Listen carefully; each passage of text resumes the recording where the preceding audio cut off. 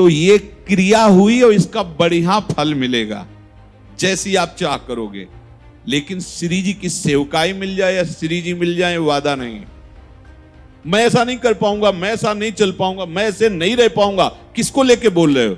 उसी बेईमान मन को लेके, उसी शरीर को लेके जो हमारे करोड़ों बार दुर्गति का कारण बने हैं, उनको लेके आप बोल रहे हो।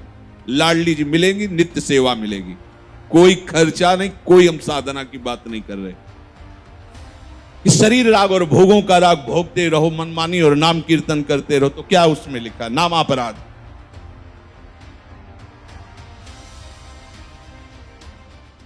सबसे पहली आवश्यकता है राग त्याग की, जिसे वैराग्य कहते हैं।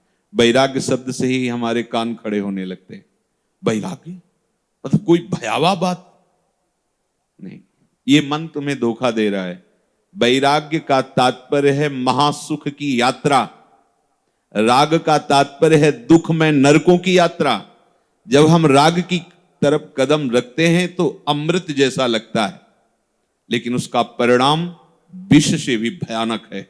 विष से भयानक इसलिए कि विष तो एक शरीर को नष्ट करता है, पर विषय कई जन्म तक हमें नष्ट करते रहते हैं, इसलिए वो बहुत भयावह है। पर वो अमृत जैसा लगता है। और जब हम अध्यात्म में कदम रखते हैं तो विष जैसा लगता है। नींद भी नहीं ठीक से लेने को मिलता इसमें, तो 2 बजे जग जाओ। कैसे कह रहे हैं अच्छे पदार्थ भी मत पाओ, बंद कर दिया बाजार का बंद कर दिया। वो प्रश्न कि डबल रोटी तो अब हम बना नहीं पाते रोज भोजन, तो डबल बेकरी के बिस्कुट तो चल सकते हैं ना, वो अमुक चीज चल। हमारा उद्देश्य आपको परेशान करना नहीं है, परेशानी से मुक्त करना है। जितने भी पदार्थ बने हुए आते हैं वो वास्तविक आपके लीवर के लिए ठीक नहीं है, मान लीजिए, क्योंकि आपका अध्यात्म मार्ग है। आपको बहुत ही चर्बी रहित, रजोगुण तमोगुण रहित सात्विक आहार चाहिए, जिससे आप शांत गंभीर भाव से भगवत चिंतन कर सकें। इन सब पदार्थों में वो बात नहीं है जो हमें परमार्थ में पुष्टता दे सके। चाहे आप ये नमकीन, बिस्कुट, ब्रेड, जो भी आप लोग, इसे आपको लगता है कि समय बचता है, लेकिन समय प्रयोग कहां करते हो? विषय चिंतन में, राग द्वेष के चिंतन में, जागतिक चिंतन में। अगर राधा राधा कहते हुए 2 रोटी बना ली और नमक रख लिया, आप देख लो आपका चिंतन बदल जाएगा। कौन सी ठाकुर सेवा करनी है आपको? बहुत सहजता में समझ लीजिए ठाकुर सेवा का मतलब क्या है। आपकी क्रिया वेग को भगवान में अर्पित करना, क्रिया वेग को भगवान में, प्रभु में अर्पित करना, यही ठाकुर सेवा है। अगर आपके अंदर क्रिया वेग नहीं हो रहा है और आप सुबह से बैठे भगवत चिंतन में, आपको आश्चर्य होगा। रात्रि के 8 बजे मंगला हुई है, मिश्री का इतना टुकड़ा भोग लगाया है, पवा के मुंह पोंछ के शयन करा दिया है।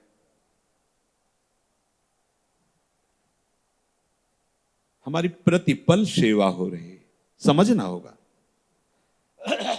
अगर हम केवल बाहरी क्रियाओं की प्रधान, अब जैसे तैसे पेट भर लो, बस ये करना वो करना वो, तो आप कभी धैर्यपूर्वक देख पाएंगे कि आपका स्वरूप क्या है, आपका मार्ग क्या है, आपकी चिंतन शैली क्या है, आप कितने विषयों से ऊपर उठ रहे हैं। इसको बड़ी सूक्ष्मता से समझना होगा। आप एक सेवा को क्रिया मान करके कर लिए तो विश्राम सेवा में नहीं, विषयों में होगा। देख लेना, अंदर से देख लेना, देख लीजिए, खूब नेत्र हैं फैला के देख लीजिए। उसको सुख बुद्धि विषयों में होगी, जबकि सुख सिंधु की सेवा में है। ये अनुभव की आध्यात्मिक बातें हैं, ये प्रापंचिक बातें नहीं कि आप बुद्धि की धरा से इसका निर्णय कर सको। हमारे एक एक श्वास, हमारी एक एक चेष्टा हमारे प्रभु में समर्पित है। हमको बस ये मूल देखना है। एक एक चेष्टा हमारी, बाहर से श्री जी की सेवा हो रही है, अंदर से चिंतन क्या चल रहा है।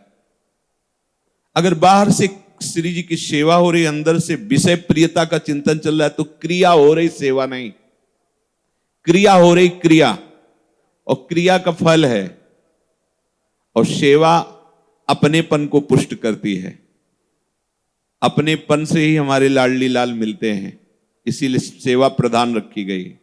सेवा से अपनापन, पर सेवा करते हुए यदि चिंतन अन्य का हो रहा है, विषय का हो रहा है, देह के राग द्वेष का हो रहा है, इंद्रियों के सुख भोगों का हो रहा है, तो वो सेवा नहीं है, वो क्रिया है। क्रिया का फल होगा।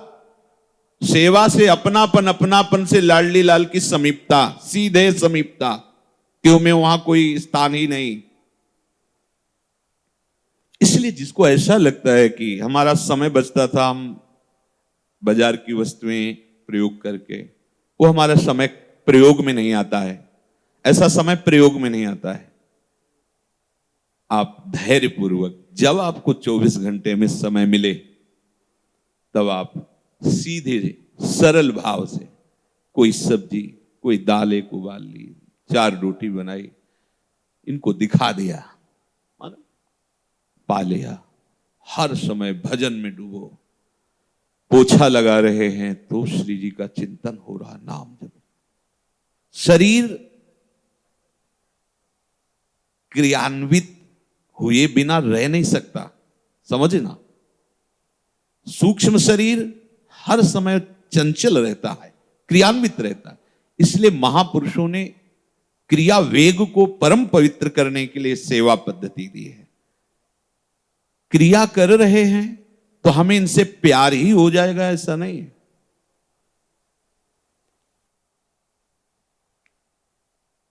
अगर सेवा हो रही है तो निश्चित इनसे प्यार हो जाएगा।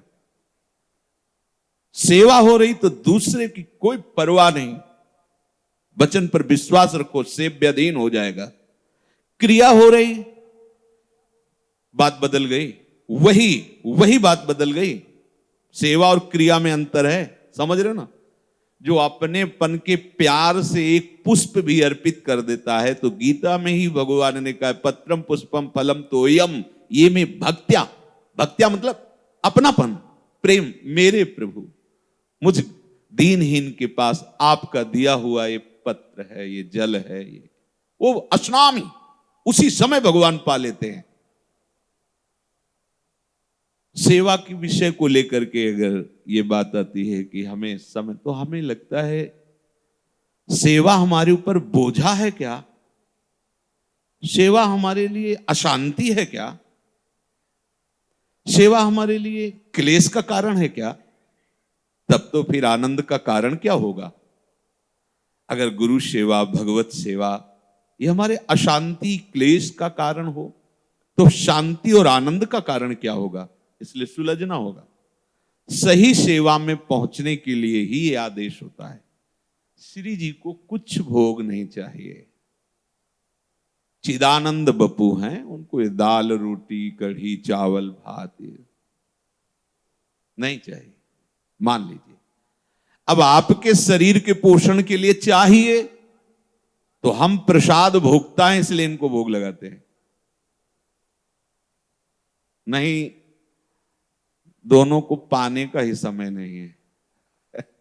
हमारे प्रिया प्रीतम को, अब आपको ऐसा किसी और से बात करेंगे तो उपहास करेगा इस बात को। उनको पाने का ही समय नहीं। वो तो सखियां जो पवाती हैं, वो कढ़ी चावल रोटी नहीं पवाती हैं। आगे चलकर पता चलेगा आप लोगों को। सखियां जो प्रसाद पाती हैं, उसी से आप समझ लो प्रिया प्रीतम क्या पाते हैं। प्रणय में रसिक ललितादि लोचन चसक, पीवत मकरंद सुख राशि अंतर से, जैसी हरिवंश निकट दासी जन लोचन चसक रसासौ गटकत। तो अमनिया थोड़ी पा रहे हैं, तो प्रसाद पा रहे हैं, रसासौ। तो फिर आराध्य देव क्या पा रहे हैं? रसासौ। कैसे? वो वर्णन का विषय नहीं है। तो आदिन अंत विहार करें तो लाल प्रिया में भई ना कैसे कल्प कल्प व्यतीत हो जाते अकेले से। देख कल्प कल्प, यहां तो मंगला भोग है, राजभोग है, शयन भोग, कल्प कल्प व्यतीत हो गए केवल देखते देखते। फिर भी देखने की चाह ऐसी मानो कभी देखा ही नहीं। वह दूसरा अवसर कहा है, पर फिर भी ऐसे प्रेम में ऐसा अद्भुत सुख सखियों को प्रिया प्रीतम प्रदान करते हैं। तो आपको इस बात में हठ नहीं करना, मुझे सब कोई सामग्री नहीं चाहिए प्रिया प्रीतम के लिए, कोई सहयोग किसी का नहीं चाहिए प्रिया प्रीतम के लिए। आप सिर्फ आप चाहिए प्रिया प्रीतम के लिए। आपने जो अपना मान रखा है वो अर्पित कर दो। उनको जरूरत नहीं है, जिससे तुम्हारी दुर्गति हुई है अन्य अपनापन मानने से, उस अपनापन को इनको समर्पित कर दो और इनको सिर्फ आप चाहिए। किसी के जैसे बहुत अच्छे अच्छे भोग लगते हैं, खूब आभूषण वस्त्र और खूब बहुत सुंदर सब, लेकिन अपनापन शरीर और शरीर के संबंधियों में है तो फल मिलेगा, क्योंकि क्रिया हो रही है, सेवा नहीं। और कुछ नहीं है, एक पत्ता किसी वृंदावन की लता का, एक पुष्प, और वो अंदर का भाव की लाडली किसी योग्य नहीं हूं, आपको क्या दुलार करूं, बस जैसा हूं आप हो गया, निहाल हो जाओगे, इतने में निहाल हो जाओ। बस समझ जाओ केवल बात, हमारी श्री जी को क्या चाहिए। आप समझो, श्री जी को रिझाने के लिए क्या चाहिए, सिर्फ आप चाहिए, आप। और यही बात नहीं हो पाती, आप अपने को औरों को दिए हैं पदार्थ वस्तुओं से श्री जी को रिझाना चाहते हैं, तो ये क्रिया हुई और इसका बढ़िया फल मिलेगा जैसी आप चाह करोगे। लेकिन श्री जी की सेवकाई मिल जाए या श्री जी मिल जाए वादा नहीं।